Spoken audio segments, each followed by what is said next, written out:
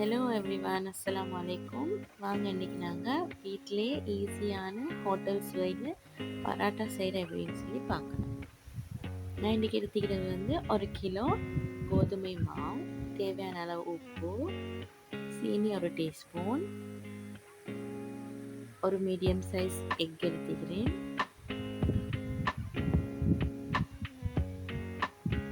ஒரு table spoon milk powder.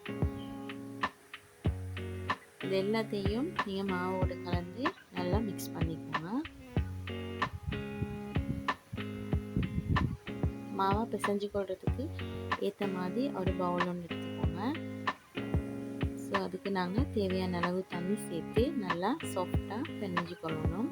தண்ணி கொஞ்சம் கொஞ்சமாக சேர்த்து நல்லா பிசைஞ்சு கொள்ளணும். நீங்கள் 5 to 10 minutes நல்லா பிசைஞ்சு போகிறோம். நாங்கள் அதை சின்ன சின்ன பவுல்ஸாக பிடிச்சி வைக்கணும். ஸோ நான் இன்றைக்கி செய்கிற மெத்தடில் ட்ரை பண்ணி பாருங்கள்.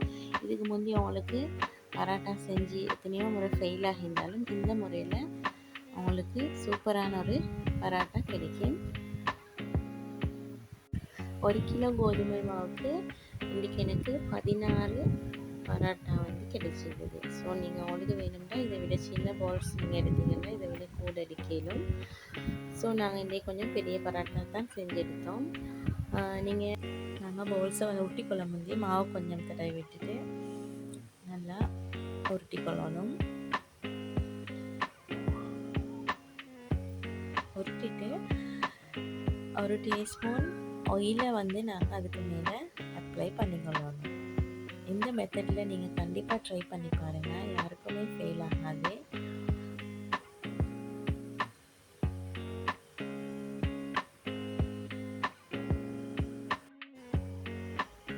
இன்றைக்கி ஹாலிடேன்றதால ஃபுல் அண்ட் ஃபுல்லாக எங்களுக்கு டின்னர் செய்கிறதுக்கு இன்றைக்கி ஹஸ்பண்ட் தான் ஹெல்ப் பண்ணார். ஸோ அவர் தான் இன்றைக்கி பராட்டா செஞ்சுட்டீங்கிறேன்.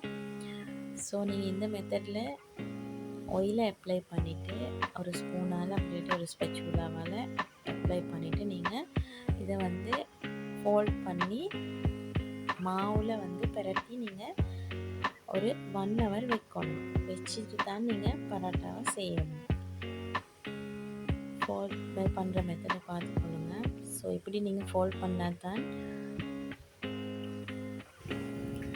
பராட்டா வந்து நாங்கள் செஞ்செடுத்த பிறகு அழகான லேயர்ஸ் வந்து உள்ளுக்கு ஈக்கிறத எங்களுக்கு பார்க்கணும். ஸோ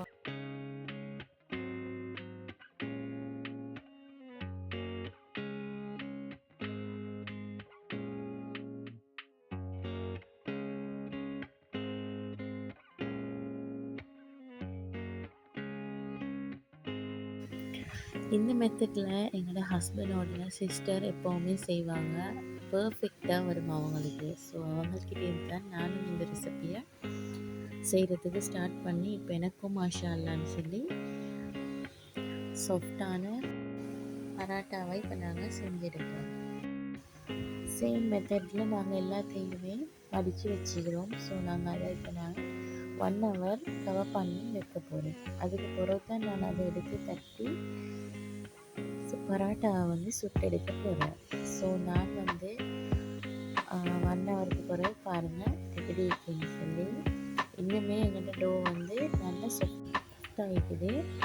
ஸோ நாங்கள் அதை வந்து லேசாக எங்களோட ரோலரால் நாங்கள் கொஞ்சம் அதை தட்டி விட்டு நாங்கள் பராட்டாவை சுட்டெடுக்கிறது நிற்கிது. நாங்கள் அதை வந்து மிச்சம் ஹார்ஷாக பெருசாக தட்ட வேண்டிய அவசியம் இல்லை. நார்மலாக நாங்கள் தட்டிட்டு 2 சைடும் நல்லா வேறுற மாதிரி நாங்கள் லோ ஃப்ளேமில் வச்சு பராட்டாவை நாங்கள் சுட்டு எடுத்துக்கொள்ளணும். ஸோ நீங்கள் கண்டிப்பாக இதை முறையை ட்ரை பண்ணி பாருங்கள்.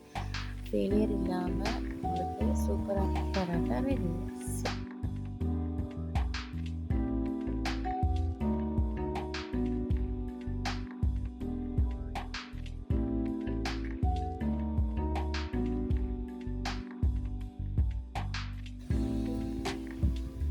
இப்போ நீங்கள் ஒரு 2-3 பராட்டா வச்சு இந்த மாதிரி நீங்கள் நல்லா அடித்து கொண்டால் உங்களுக்கு லேயர்ஸ் ஃபார்ம் ஆகிறது நல்லா பார்க்கணும். ஸோ நீங்கள் இப்படி அடிக்கிறது வந்து ஹோட்டல்களில் பார்த்துப்பீங்க. ஸோ அப்படியே உங்களுக்கு அடிக்க சூட்டோட கஷ்டமாக இருந்தால் ஒரு க்ளோத்தில் நீங்கள் இதை போட்டு நல்லா பிசைஞ்சிடுங்க. பிசைஞ்சிட்டு நீங்கள் ஓப்பன் பண்ணி பார்த்தீங்கன்னா அதுலேயும் லேயர்ஸ் வந்து ஃபார்ம் ஆகிக்கும். ஸோ பாருங்கள், பர்ஃபெக்டான லேயர்ஸ் சாஃப்டான பராட்டா ரெடி. ஸோ நாங்கள் இன்றைக்கி பராட்டாவோட குருமா ரெடி பண்ணிக்கிறோம்.